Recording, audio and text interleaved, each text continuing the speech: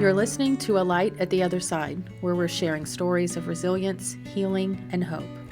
We share the experiences of adoptees, domestic violence survivors, military veterans, and more, so some episodes may contain potentially triggering accounts of trauma. To fully appreciate the light, we must sometimes peer into the dark.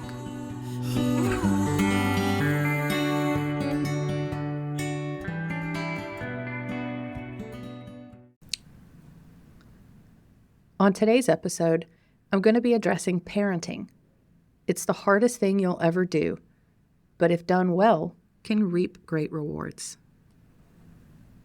It's not personal, it just is what it is. Confronting ego, taking accountability, and parenting in a society of broken people. Some people really don't like what I write. Some people say I sound pompous or like I believe I'm better than them. Some ask if I think I'm just so perfect. Some ask why I write things that are better left in the past. I don't exactly mind these questions and comments. Every opportunity to reflect on my ego, my actions, and my words is an opportunity for growth. But more and more, I see that I'm not the problem. I'm just putting words to things some people don't want to talk about. I write a lot about my family, about parenting decisions I've made, about the way I dove headfirst into healing, self-examination, deconstructing everything I learned about parenting, life, and putting things back together in a way that made sense to me and seemed to benefit my children. In doing so, I learned a lot, and to me, the concept of having a village to raise children means sharing these lessons with others. But we're not operating in a very receptive culture. We're operating in a culture of ego. Where I come from, Appalachia, there's a saying, a hit dog hollers. Similar to if the shoe fits, it merely means that if you have some kind of emotional reaction to what someone is saying, you need to examine why. Do you feel triggered? Do you feel defensive? Do you feel like you're being attacked personally when someone mentions some non-specific behavior or action? Same. I hear you. I had a therapist once who was awesome. She was very blunt and real with me. When she would mention something that made me immediately become flustered and defensive, she said, "Whoa, stop. Stop defending and stop getting upset. Sit with this feeling for a minute. Why are you feeling so defensive about what I said?" Thus began an exercise in which I was tasked with making space in my life to stop when I felt defensive, particularly about my parenting, and ask myself why. Explore the feeling. Explore the root of it. The root was typically pretty easy to pinpoint. A mixture of uncertainty, fear, and shame was usually to blame. Uncertainty because I was parenting in a way that was so different than how I was parented, and honestly different than I'd ever seen modeled in my personal life. Fear that trusting my gut and changing my parenting style was going to mess up my kids. And shame that for so many years I went on autopilot and parented my children in a way that was more in alignment with conservative evangelical Christianity and frankly was abusive. I spanked. I was authoritarian and expected immediate compliance and obedience from children far before it was developmentally appropriate to do so. In those moments, I could have shrunk into myself and just ignored the whole issue. Just give the kids an iPad or something to occupy them while I hid in my room, scared, ashamed, and in denial. But if I'm not parenting my children, who is? The TV, the internet, YouTube, TikTok, Instagram, their peers, some random other adult in their life that has inappropriate intentions with them? My children don't need another friend. They need a parent. They can find friends at school, on the internet, at the skate park. Where can they find another mother? The only choice I have, the only viable option, is to pull up my big girl pants and figure this out. My children didn't ask to be born, and they certainly didn't ask to have me as their mother, a deeply broken, abused, insecure, hesitant mother. For them, I had to put myself back together, heal what I did not break, and find the confidence to guide them to adulthood. This doesn't make me better than anyone else. Far from it. It makes me real. It makes me human.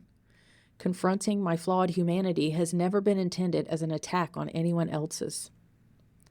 We are dealing with a crisis of ego in our society. I say that, but there are quotes from ancient Rome indicating that we've always dealt with crises of ego, so I hardly think it's anything new. The internet and social media, however, have brought the battle front and center in our homes. I was discussing parenting with someone born in the 1940s, and they said parents have always had these challenges with parenting, especially with adolescents. I replied that parenting before the internet was like parenting during a storm when you live in a seaside village. The storm is close, but it's still out there. In the age of the internet, we are parenting with the hurricane inside the house. How do we keep from drowning, much less our children? We have to start by confronting our ego. We, as parents, have to get real about our mental health and what's prohibiting us from being actual parents. Not friends, not roommates, not buddies, because they can find all of those things elsewhere. We were tasked with being their parent, a role singular in their life and ours. It's a heavy responsibility, but also what an honor. What a privilege to walk alongside a burgeoning spirit, a blossoming person, and to share with them the mistakes you made, to spare them the pain of repeating them, to point out the beautiful and breathtaking joy that's out there, and to inspire them to reach for heights beyond our wildest imaginations. Even if that goal is simply a healthy marriage and no divorce, a home with no fighting, a life with no chaos, peace. Nobody in my household is expected to be an astronaut or a neurosurgeon. No one is expected to go to an Ivy League college. Working an honest job to make an honest living, paying your debts, and being a good and kind contributing member of your community are some of the most noble goals there are in this life. But that pesky ego seems to always get in the way. When parents' motto is, "Because I said so," they're speaking from ego. Even a brief explanation of why is sufficient to let your child know you're not just making up rules and expectations as you go, but that there is a deliberate reason for everything you ask of them and everything that is prohibited to them. Just as you would bristle if your boss said, "Because I said so," when you question a strange new company policy, it causes our children to bristle, and it builds resentment to not be given the basic respect of explaining the why that comes so naturally to humans. Refusing to go to therapy, refusing to apologize to your children, and refusing to address whatever is happening in your own mental health that prohibits you from parenting, those are all issues of ego. Deconstructing the ego is hard work. It requires a great deal of humility and honesty, which is counter to a lot of what we learn in the American culture. In America, the loudest, most abrasive voice gets the attention. A spirit of humility is no longer a requirement for a political leader. We are not seeking men who are mentally and emotionally healthy, who have examined their egos and come to a balanced position of ethical and moral virtue. We reward the loudest, most abrasive, most shocking, most egocentric individuals, and then complain when they're not good leaders. Imagine that. Our children are watching all of this. They are absorbing what our collective societal morals are. If we are to believe CNN and Fox News, our collective social morals are: lying is fine as long as you win. If you do not win, you can throw a violent tantrum. You can make fun of others for their physical appearance or even their disabilities. Money reigns supreme, and the quest to make and keep money is more important than literally anything else. Our environment is a disposable resource that we can destroy at will. Human beings are merely assets to be used up and disposed of. And people who do not think exactly like us are the enemy to be mocked, scorned, and repressed, even through legislation and federal policy. If you aren't parenting, this is what our culture is raising your child to believe and be. Are you okay with that? If so, carry on. You're not my target audience, and frankly, I don't understand you, and I deeply mourn for your offspring. If you do have a problem with that, the solution lies right in your mirror. You're it, mom or dad. You're it.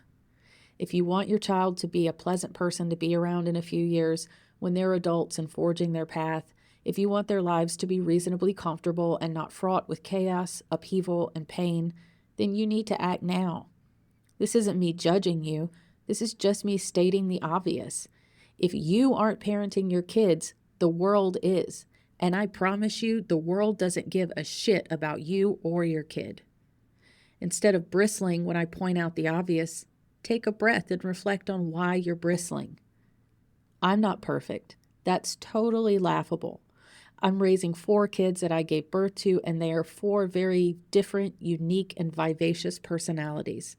Nothing about this is easy. But my kids are worth the hard work. Their future lives, partners, and children are worth the hard work. Peering into a distant day when my children are adults who have a deep sense of peace and tranquility in their lives, who are healthy mentally and physically and happy with what life has brought them, that is worth every bit of discomfort. Every time I want to give up and lay in bed, I picture my grandchildren asking me why their dad is so angry all the time, or why their mom is distant and detached. It all comes back to rest at my feet. So I get up and I address the challenges of parenting head on. Even when I'm tired, even when I'm soul weary, even when I'm struggling myself, I challenge my ego to step aside and let me be the parent I need to be. Our society is led around by the nose by a collective ego. The ego of politicians and TikTok influencers, celebrities and musicians, news anchors and podcasters. Someone else's ego problem can become yours if you don't watch out. I watched my adopter listen to Rush Limbaugh, and slowly the poison of that man's ego infiltrated the sweet spirit of that Methodist pastor and turned him into something unrecognizable, full of fear and judgment and anger. Ego transference is real, and it's everywhere in our media. Whose ego do you want shaping your kids? Whose ego is guiding your family? Whose ego is going to emerge in your grandkids? Addressing these issues is not popular in our culture today. We live in a decidedly hedonistic society where one's personal happiness reigns supreme and can be prioritized even over their children's health. Look at the current debate and legislation around children being featured on their parents' social media accounts for profit. Talking about ego redirects someone's energy from their happiness and immediate comfort to a place of intentional discomfort. Addressing your demons is uncomfortable. Shadow work is uncomfortable. Therapy is uncomfortable. Talking about our shortcomings and flaws is uncomfortable. I challenge you to get uncomfortable, particularly if you're raising children. In decades past, the influence of society on children was limited to television programs and music, much of which was censored through pretty conservative filters. Back when I was growing up, we had just a few television channels to choose from, many of which aired reruns of Leave It to Beaver or The Andy Griffith Show. White, conservative Christian morality reigned supreme, which was also problematic in many ways, but we weren't watching naked women twerk at 8 years old. Now children can access the entirety of the world in an instant. Pornography, reality television, and all manner of explicit and debauched material are available instantly, and if you aren't actively parenting, that's what is raising your kids. I've said before that I'm a bit disappointed, more than a bit if I'm being honest, with my generation of parents from what I see from our community, neighborhood, and a lot of my kids' friends' families. Lots of Xennial parents are being friends, refusing to guide and teach lest their children not like them. I'm not delusional. I'm aware those type of parents have existed forever. Their absence of leadership with their kids leaves a void. But what exists today to fill that void is so massive, so morally corrupt, and so aggressively invasive that we have to get real about the ramifications of ignoring our children in this culture. The ramifications are record-breaking volumes of diagnoses of anxiety, depression, substance abuse, and suicide. If confronting your ego will save your child's life, would you do it then? I'm sure some of these same critics will blast this as just another self-righteous piece, but I'm hoping that some of these seeds do fall on fertile soil. I'm not here to judge anyone. I've talked about my issues with parenting that took many, many years of overcoming, and I still mess up. However, I tend to believe that a parent working towards self-improvement and altering their parenting patterns is better than one who has thrown in the towel and given up. You can't give up. You're the only parent your kid has. Every day is a chance to start over, a chance to grab a shadow work journal or schedule an appointment with a therapist, to pull yourself up, dust yourself off, and fight the good fight for yourself and your kids. It's okay if your kids see you fall. What's arguably more impactful is that they see you pick yourself up, do the hard work of healing, and move forward in a different and better way. And the entire time, prioritize them and their care so they're never left to fend for themselves or figure it out alone. Let's go to battle with ego. Let's individually address this issue so maybe it will have a collective impact as we work towards healing, unity over division, humility over arrogance, temperance and collective good over hedonism and toxic individualism. Don't shoot the messenger. Focus on the message. Our future depends on it. Parenting is a sensitive topic to a lot of people. A lot of us were raised by people who didn't quite get parenting right from our viewpoint. And so as we begin our journey as parents, we take into account everything that was done to us and how our parents have behaved and acted. And we decide what we're going to do with our kids. And for many of us, it means doing something pretty drastically different than how we were raised. And doing so is scary. It's scary to not really have a tradition and routine to fall back on, to constantly be forging a new way. For me, I was raised by people who didn't feel that it was appropriate or warranted or needed to ever admit wrongdoing or apologize to children, but really to anyone. I'm not sure I ever saw, particularly my female adopter, say the words, "I was wrong." Like it just never, it was always someone else's fault for her behavior.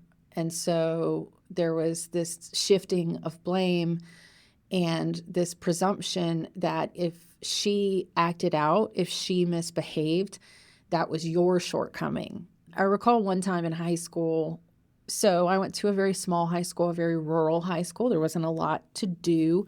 And one of the most common activities for teenagers to do was to go cruising.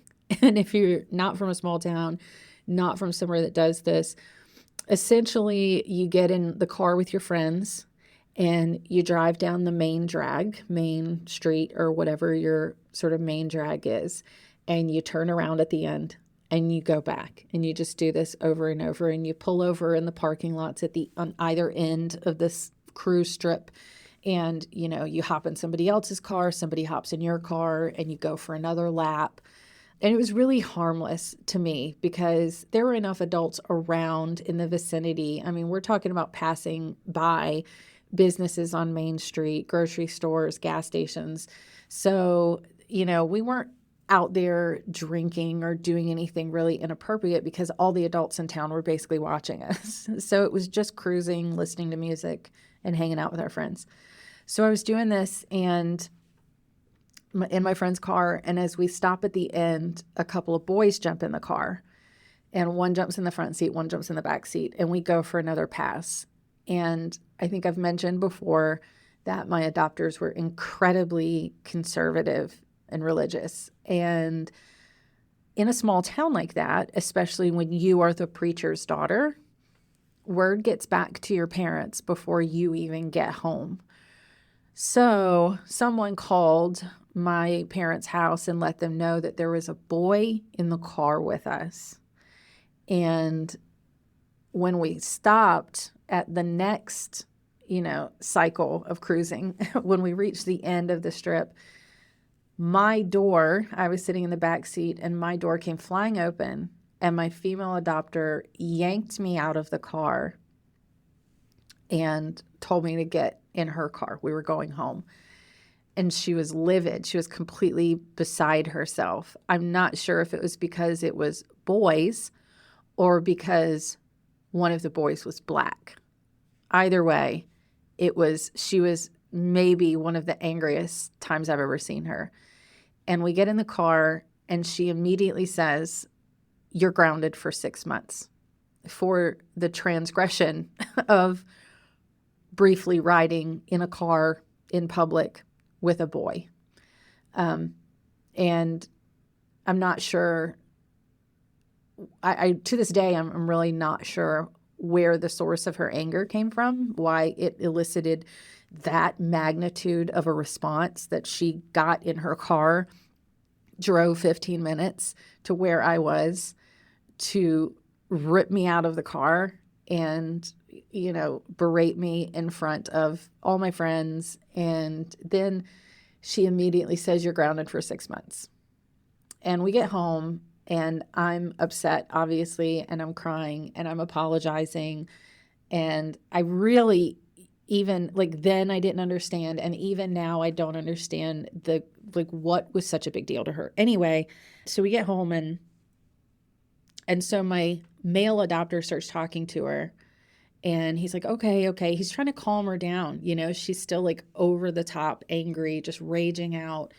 And I said, "She grounded me for 6 months." And he even said, "Okay, that's excessive. Okay, let's talk about it." And she said, "No, I said what I said. And if I go back on that now, she's not going to have any respect for me." And I didn't have any respect for her anyway. So there was no respect to lose.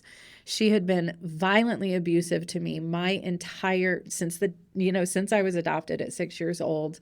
She had the most ridiculous rules and controlling attitude about me in terms of what I wore, what kind of makeup I wore, or really wearing makeup at all was unacceptable. She had so many issues with me that I was keenly aware of from the time I was a very small child, that I never really had respect for her. She didn't have control of herself. She had no control over herself as an adult. She was not a safe adult to me. I couldn't be honest with her. I couldn't speak to her. Everything in our lives revolved around her and keeping her calm and happy and satisfied. That means what we ate for dinner, what everybody dressed like, where we went on vacation. Everything in our lives were modeled around keeping this one person happy, and she was on a hair trigger, and anything would set her off. So even as hard as we tried as children to keep this person happy, we still continually upset her and disappointed her. So by that point, I was 16 at this point. I didn't have respect for her anyway. So it was kind of laughable to me that she said she couldn't go back on this ridiculous punishment that she had issued in a moment of rage because I wouldn't respect her, because I already didn't. But she stuck to it. And I missed my junior prom because of it. And it was enormously frustrating to have to sit at home for 6 months over a transgression that she never really fully explained what I did that was so wrong and why it was that level of wrong.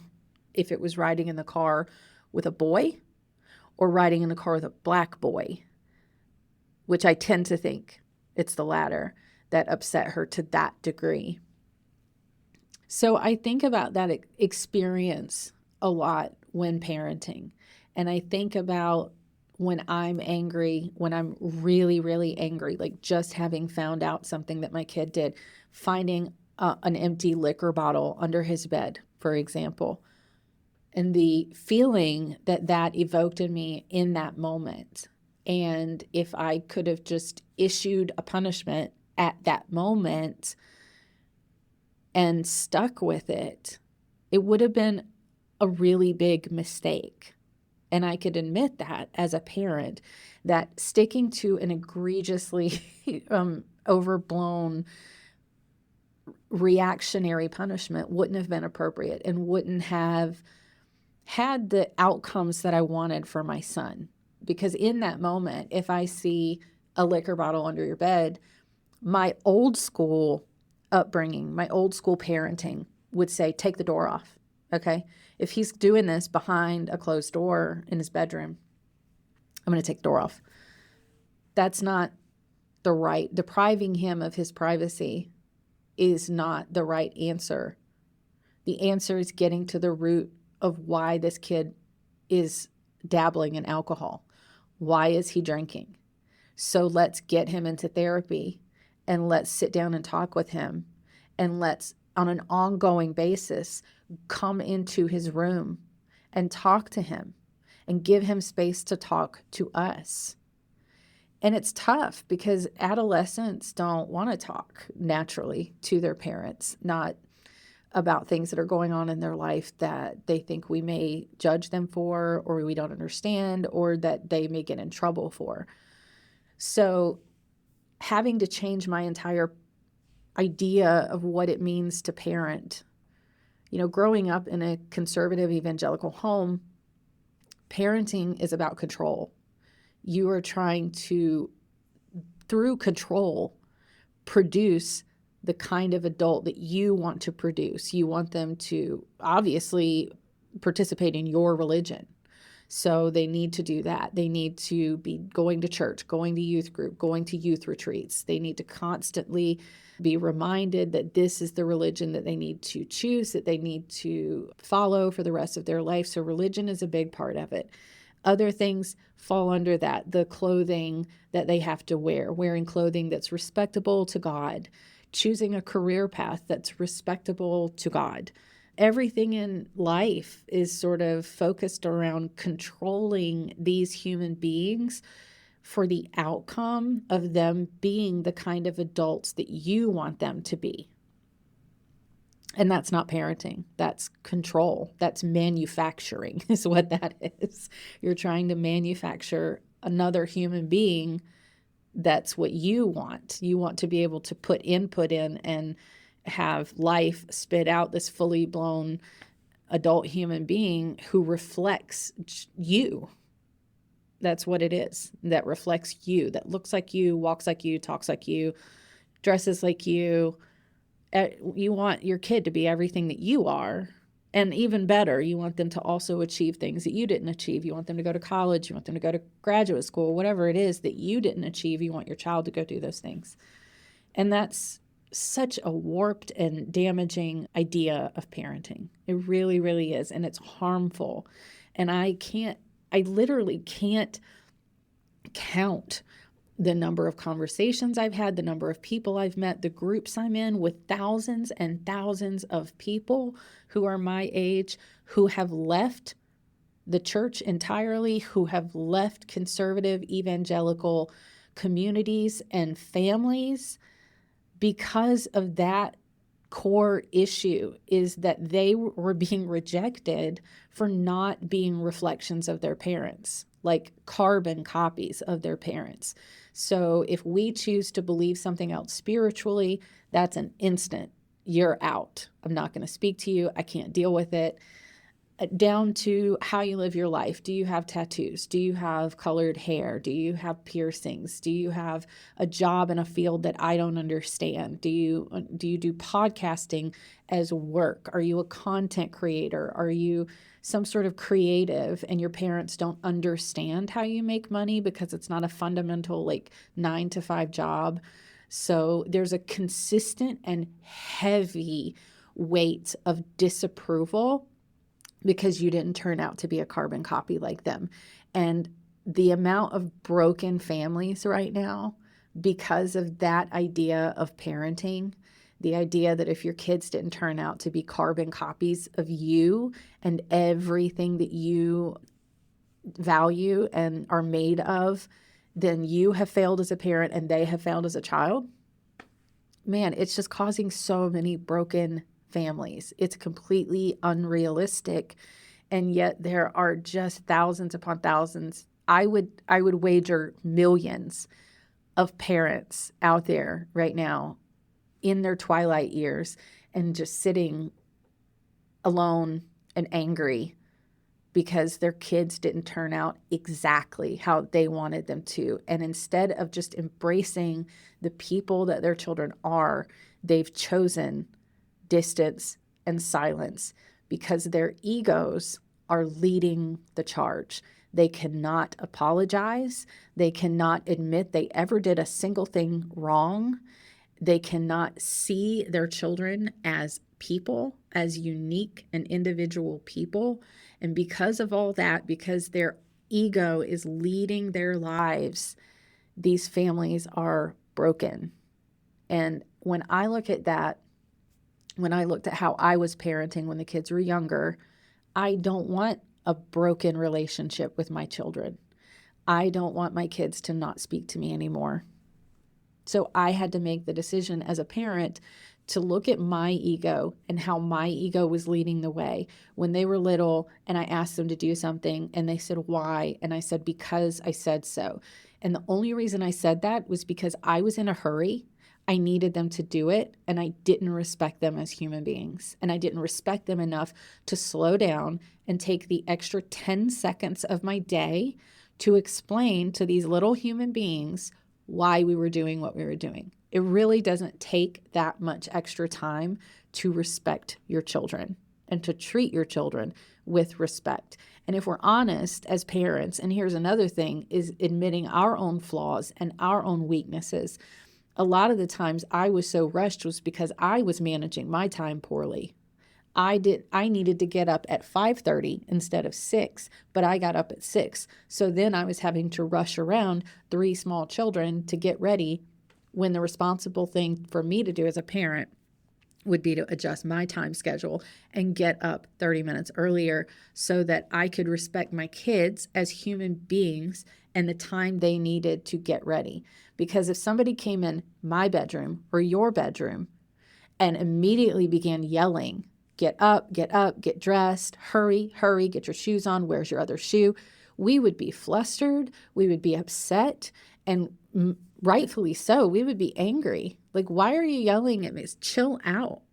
So the way that I raised my older kids when they were younger and I was still operating under the patterns of how I had been parenting were harmful. It wasn't okay. It wasn't okay for me to treat my kids like that. As a parent, I have learned, I have grown, I have apologized to my kids. I continue to apologize to my kids when I act out of my ego and I snap or I respond in a way that isn't nice, for lack of a better word. Another thing is people seem to have this idea that you don't need to be nice to your children, that you can snap at your kids and speak to your kids in a way that you would never speak to a coworker, to someone you pass on the street, just a random stranger, or anyone else in your life. You wouldn't speak to them that way, but for some reason you can speak to your kids that way. That's shitty. That's just a shitty mindset to have, that you can speak to your own children worse than you speak to anyone else in your life. And yet it's so unbelievably common that behind closed doors, when I was growing up, I watched the way my adopters behaved in public and the sort of act they put on. Not sort of, it was definitely an act. They were very saccharine, sweet, soft-spoken in public. And then behind closed doors at home, we got a dragon. We got a completely different person that was loud, that was violent. And I didn't want that for my kids growing up. And unfortunately, when my older kids were younger and I was still way, way early on in my journey of fixing myself, I replicated some of those patterns. And I've had to go back and apologize countless times to my kids. And I know that my apology can't take away what they went through in their younger years, as I was that person who was unstable, unpredictable, loud. I can never take that back, but I can address my ego, address where I was then, where I am now, where I want to be in the future, and I can continue to refine who I am as a person. The idea that by the time you're 25, you don't need to continue working on your personality is absurd. And yet we were raised by a lot of people who believe that that they don't have to reflect on their behavior anymore. They don't have to reflect on who they are. And God forbid they change who they are, the way they speak to people, the way they relate to people. And that's completely absurd and false. If your ego is leading the way, you are harming people around you. It's as simple as that. So if the people around you are important to you, particularly your children, you have to address your ego and the issues that you have with parenting. Parenting is not an easy journey. It's unbelievably difficult. It is the most difficult thing you will ever do in your life.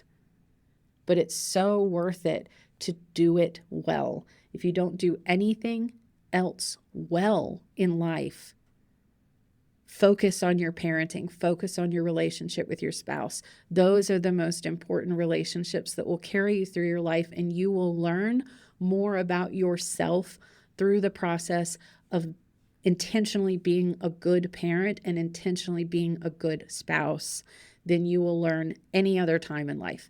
You won't learn this in college. You won't learn this in high school. You won't learn this in your career, but you will learn through addressing your ego and focusing on your relationships with the people under your roof. You'll learn who you are, and you'll learn what you're made of, and you'll learn that you can fundamentally alter the patterns of your life for a better outcome. I promise you can.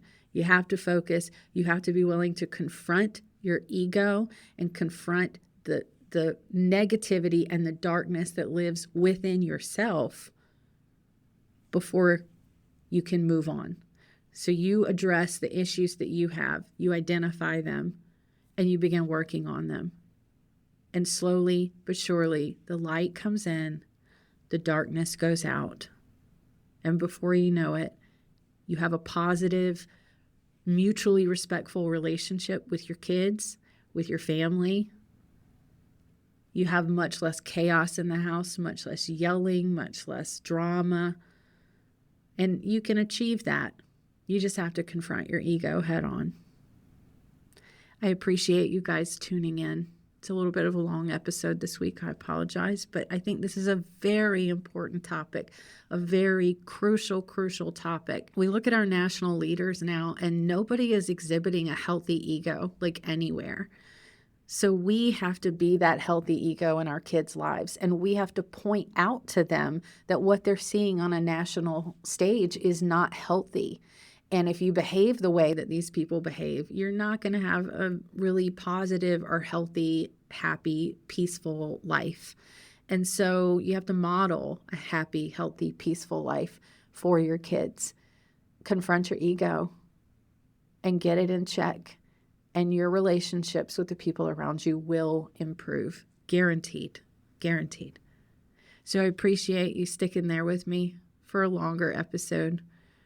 And I'll see you next week.